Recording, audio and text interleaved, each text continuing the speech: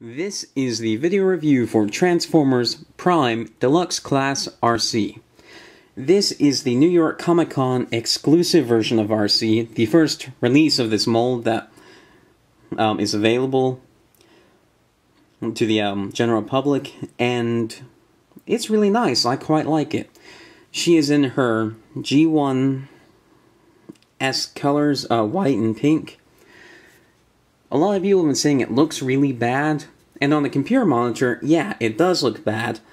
And the reason why is because with the computer monitor, light is shot directly into your eyes. But in person, with the figure in hand, it actually looks quite nice. Nothing is as bright or eye-searing as is on the monitor, just because of the different way that light from a monitor and light for something that is real that you have in hand works. Because on the monitor, it's shot into your eyes. With this, the light hits the object, a lot of the light is absorbed by the object, and what's reflected back is how you perceive the color of the object. And what's reflected back is typically quite mild and not so unpleasant to look at as a screen with a really bright color on it. Because that's essentially the same as looking into a really mild yet still bright flashlight. So this is Arcee. She looks quite nice, and I feel she is as show accurate as is possible. We were never going to get a completely show accurate Arcee, because a completely show accurate Arcee just isn't possible. In the show, she does way too much mass shifting. For the size of her bike, you'd need 4, 5, or 6 bikes to have enough mass to make a robot mode. Now, one thing I do want to point out, and I have this just perfect right now, is she does have quite nice light piping. You can see just that little glow in her eyes. It's kind of like what happened with Animated Swindle, how with his light piping, it was his pupil that lit up, not just his entire eye. And it's a really nice effect and works really well. Now, I do have lights for my filming on right now, so it's a bit more vivid now than typical, but just normally, in normal handling of the figure, I do catch a lot of light through the eyes. Now, this is her robot mode, and it's quite nice. It does have some problems like this back here. There really is nothing that works to fold it up or get it out of the way. This is the best I've managed, and really all I'm trying to do is keep these handlebars out of the way of these pieces. Because these pieces right here, excuse me, these pieces right here move like this. They're variable depending on what you want the arms to do. If you want the arms to go out, these pieces can't be out that much. If you want to have all the range possible for the lower part of the arm, these pieces have to be out quite a bit. So because of that, I just leave this as far back as possible. And then also her chest parts here, they can kind of flop a little bit, which is kind of disturbing considering that those are supposed to be a female's chest. And then also this part of the boot right here will come undone kind of easily. So by no means is she a perfect figure, but she is a pretty good figure. Once you figure out how to play with the figure and handle her without any of those problems as showing their ugly heads, or once you learn how to minimize those problems, she's a pretty fun figure. She has quite a bit of posability. Her arms go forward, back, out, they rotate above the elbow, and she gets 180 at the elbow. And then her wrist can move like this. Her head can look up, down, and side to side. Pretty nice head sculpt too. A little bit too much like a, I don't know, kind of slug-like, kind of or kind of like a Roswell Gray. A little bit too much like that for my taste. It doesn't quite have the character that the show's animation model had, but it is a nice head. Part of it, I think, is just the colors to the figure don't lend itself to that head design. And then she has a waist swivel, But the problem with the waist swivel is that it's cut at an angle, so it tends not to look that natural if you turn it too much. Then the legs go forward, back, out, rotate above the knee, and she gets a lot of motion at the knee, although there really isn't any foot articulation. So she is quite articulate and quite a sturdy figure in robot mode, and I quite like her. Let's see if I can get a decent pose going on. Please, y'all, my adoring fans.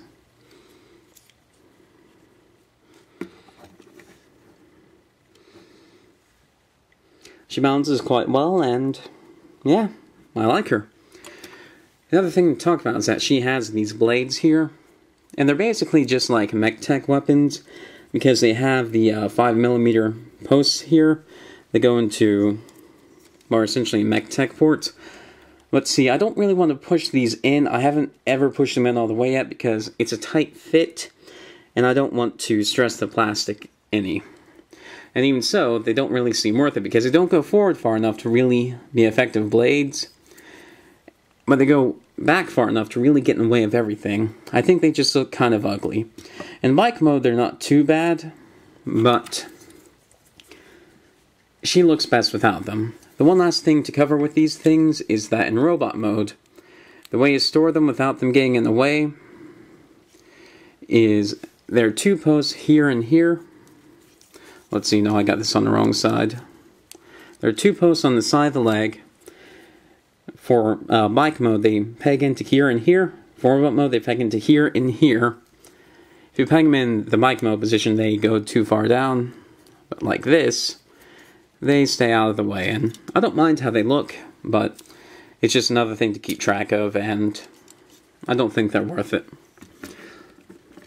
So transform Arcee into our bike mode. First thing we'll do is we'll take care of the upper body. Rotate the arms down, and actually I don't really want to work on the arms yet, just because there's all this other stuff to worry about. So turn this around, pull this up, pull the head mounting up, and the chest area, and then pull this entire assembly back. Push the head down into the chest area, and then fold these headlight pieces forward. Flatten out this, and get everything pegged together. Since everything has so many hinges in here, it can be kind of hard to... There we go. It can be kind of hard to get everything aligned. You just need to spend as much time as you need. Then push that back up. Now we'll focus on the arms. Bend them up and back like this, and bend the hands in like this. There's a little hole in here and a tab here. Those will go together. Do the same thing on the other side.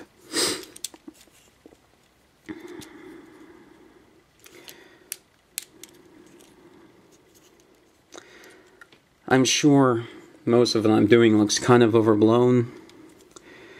Well, I don't quite know what I can do about that. I've positioned my lights as much as possible to minimize anything being overblown or too bright. But I keep running into the problem that when I do that, either everything's too dark or it's still too bright. So you rotate the waist around and push this up, and now all we have to deal with are the legs. So what we'll do is we'll fold these out like this, and they're on a double hinge, and you want them away from the this white piece in here, and that will allow you to fold this up. It can fold up further, but don't fold it up further. You will end up stressing the plastic. You'll have to stress it around this pink piece in here, and it's not supposed to go any further out. And then fold this back in like this. Do the same to the other side. Pull it out, push it in, and push it down. And then what you'll do is you will combine the two wheels together and push the housing for the wheel well parts together. And then what we'll do is we'll hinge the legs up like this. The little tabs here and holes here, while making sure the arms stay pegged in. Get the legs pegged into the shoulder panels of the arms.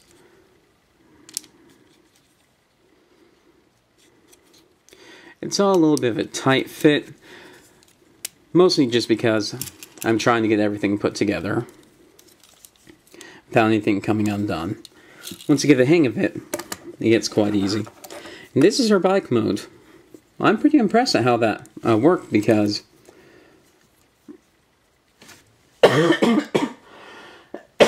excuse me.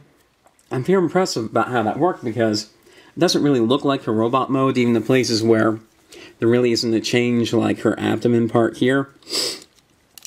And aside from the arms here, and the feet, but the feet just look like detailing, there really isn't that much robot that shows through here. I do have a complaint that you can see the arms here. They don't look like arms, but they do detract from the look of the figure. And while I don't think covering them up anyway would have been a good idea, I think that would have limited the arms more than they already are. I do wish something had been done, I don't know what, to hide those a little bit better. Looks really nice, rolls quite well, is a very satisfying and solid bike mode. The way these things work is they peg on here, and I don't know if I like these in bike mode. I hate them in robot mode, but in bike mode, when they're on, it's like, oh man, that's a big and powerful bike. Looks pretty good. And I take them off, it's like, oh wow, that's a sleek and slender and awesome bike, and it looks better. I get a sensation of wow each time I do something with those, so I don't quite know what I think about those. And then she has a kickstand, and there she is. She's a pretty nice figure, and I like her quite a bit. There are some annoying things about her, but considering the limitations of her design, like she has to form a robot mode that, by all rights, she shouldn't be able to form, and it is a motorcycle robot, I'm more than willing to forgive her flaws. I think she's a very well-engineered toy, and I like her quite a bit. Those are my thoughts. Thank you for watching.